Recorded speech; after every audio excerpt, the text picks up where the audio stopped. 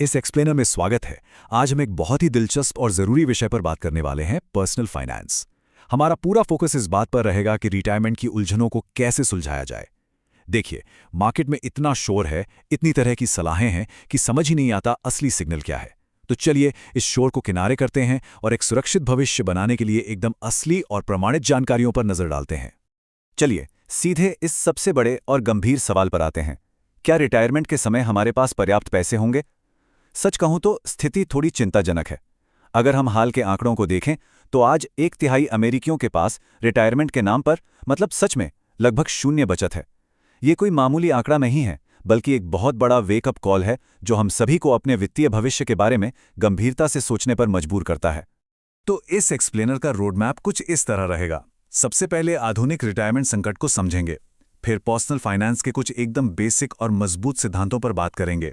उसके बाद वेल्थ बनाने की प्रूवन रणनीतियां देखेंगे, फिर जानेंगे मशहूर फायर मूवमेंट का फॉर्मूला, और आखिर में बात करेंगे कि ऑनलाइन मिलने वाली वित्तीय सलाह को फिल्टर कैसे किया जाए। आइए सबसे पहले बात करते हैं भाग 1 की, आधुनिक रिटायरमेंट संकट। और ये समझना जरूरी है कि कैसे हम एक सुरक्षित पेंशन वाले दौर से निकलकर व्यक्तिगत जोखिम की ओर आ गए हैं।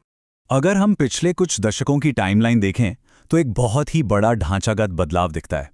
1970 के दशक में एक ऐसा सिस्टम था जो गारंटी शुदा पेंशन पर टिका था, लेकिन 80 के दशक में 401 के आ गया। मजे की बात यह है कि शुरू में यह सिर्फ एक टैक्स बचाने का लूपहोल था, लेकिन 90 का बुल मार्केट और फिर 2000 का .com क्रैश, इन सब ने मिलकर किया क्या?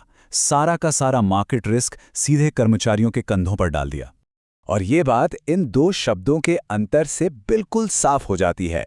एक तरफ है निर्धारित लाभ यानी पेंशन, जहां कंपनी एक सुरक्षित और निश्चित आय का प्रबंधन करती थी, और दूसरी तरफ है निर्धारित योगदान, जैसे कि 401 के, जहां अब इंसान को अकेले ही जटिल निवेशों को मैनेज करना होता है और बाजार का सारा जोखिम खुद ही उठाना पड़ता है।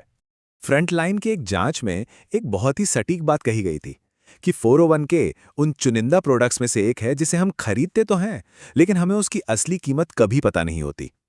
म्यूचुअल फंड इंडस्ट्री ने इस बदलाव का जमकर फायदा उठाया है। उन्होंने रिटायरमेंट प्लान्स के अंदर इतनी जटिलताएं और छुपी हुई फीस डाल दी हैं कि एक आम इंसान कभी समझ ही नहीं पाता कि असल में उसका कितना पैसा कट रहा है। खैर, अब आगे बढ़ते हैं भाग 2 की तरफ, पर्सनल फाइनेंस के मूल सिद्धांत। इस आधुनिक परिदृश्य में टिके रहने के लिए निवेश से पहले अपनी नींव को मजबूत करना बहुत जरूरी है। यहां सबसे अहम चीज जो समझनी है वो है चक्रवृद्धि ब्याज यानी कंपाउंड इंटरेस्ट। इसे यूं ही दुनिया का 8वां अजूबा नहीं कहा जाता। ये असल में वो ताकत है जहां एक छोटे से अमाउंट से शुरुआत करके भी लंबे समय में बहुत बड़ी वेल्थ बनाई जा सकती है, क्योंकि इसमें मूलधन के साथ साथ ब्याज पर भी ब्याज मिलता है। ये पैसा धीरे धीरे नहीं बल्कि एक्सपोनेंशियली बढ़ता है। एक और बहुत ही बेसिक लेकिन जरूरी कॉन्सेप्ट, संपत्तियां यानी एसेट्स बनाम देनदारियां यानी लायबिलिटीज।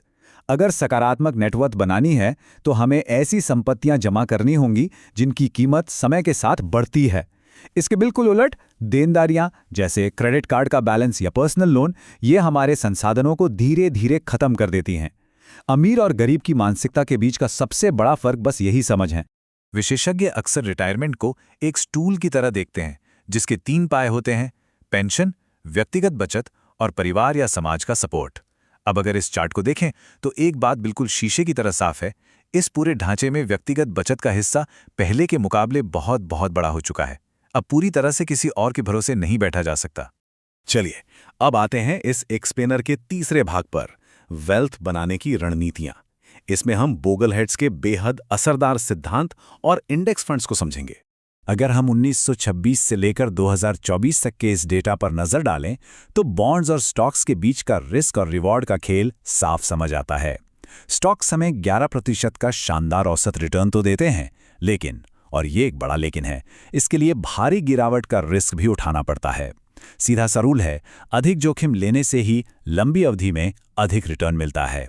निवेश के दुनिया के दिग्गज जॉन बोगल ने एक बड़ी ही कमाल की बात कही थी, सुई को खोजना भूल जाइए, पूरे भूसे के ढेर को ही अपना लीजिए। उनका मतलब था कि एक एक करके अलग अलग स्टॉक्स चुनने में वक्त बर्बाद करने से अच्छा है कि ब्रॉड मार्केट इंडेक्स फंड्स में निवेश किया जाए। सच कहूं तो सबसे बेहतरीन फाइनेंस बहुत ही सीधा, सरल और काफी उबाऊ होता है, और उसे ऐसा ही होना चाहिए। और अगर ऐसा लगता है कि थोड़ी सी फीस से क्या ही फर्क पड़ता है, तो जरा इसे देखिए। पूरे जीवन काल में अगर कोई एक्टिव मैनेजमेंट के लिए सिर्फ 1%, जी हाँ, सिर्फ 1% की फीस देता है, तो एक औसत रिटायरमेंट फंड से $2 लाख से भी ज्यादा की रकम गायब हो सकती है। फीस का ये कंपाउंडिंग असर वाकई हैरान करने वाला होता है।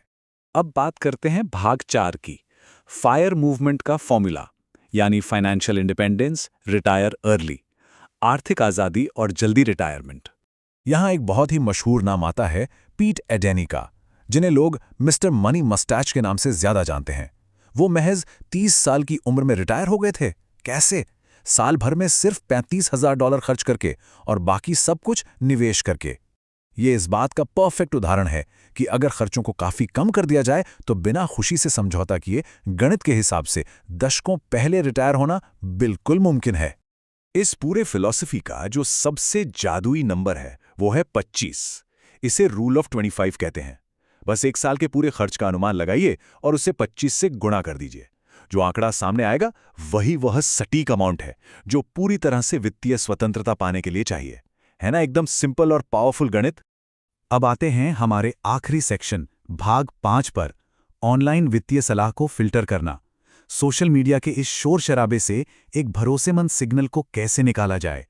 आज के समय में हर कोई फाइनेंस गुरु बना हुआ है। फोर्ब्स जैसी मैगजीन चेतावनी देती है कि कुछ बहुत बड़े रेड फ्लैग्स हैं जिनसे बचकर रहना चाहिए। जैसे अगर कोई निश्चित रिटर्न की गारंटी दे रहा हो, या कभी नुकसान नहीं होगा जैसी बातें कर रहा हो, या फिर वो कंटेंट जो सही जानकारी से ज्यादा व्यूज बटोरने पर फोकस करता हो और महंगे कोर्सेज चिपकाने की कोशिश कर रहा हो। एल्गोरिदम अक्सर उन लोगों को वायरल कर देते हैं जो जोर जोर से और पूरे कॉन्फिडेंस के साथ बोलते हैं, भले ही उन्हें असली वित्तीय समझ हो या ना हो। तो फिर सूचनाओं के इस भारी बोझ से बचें कैसे? इसके लिए एक बहुत ही शानदार रणनीति है, 2-to-1 वॉच टैग बनाना।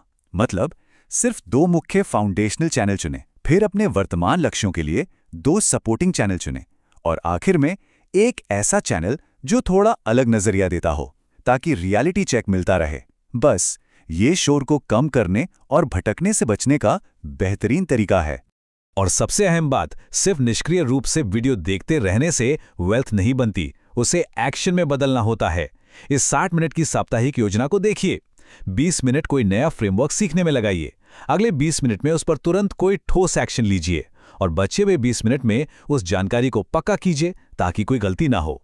बिना एक्शन के सारी नॉलेज बिल्कुल बेकार है। इस एक्सप्लेनर को खत्म करते हुए आइए एक बहुत ही गहरे और विचारोत्तेजक सवाल पर गौर करें। क्या हमने अपने फैसले लेने की ताकत सोशल मीडिया के एल्गोरिदम को सौंप दी है, या फिर हम खुद अपना वित्तीय सिस्टम बनाने के लिए तैयार हैं? वित्तीय आज़ादी पाने के टूल्स आज हम सभी के सामने हैं, लेकिन उनका सही और समझदारी से इस्तेमाल करने की जिम्मेदारी पूरी तरह से हमारे अपने कंधों पर है। इस पर सोचिएगा जरूर।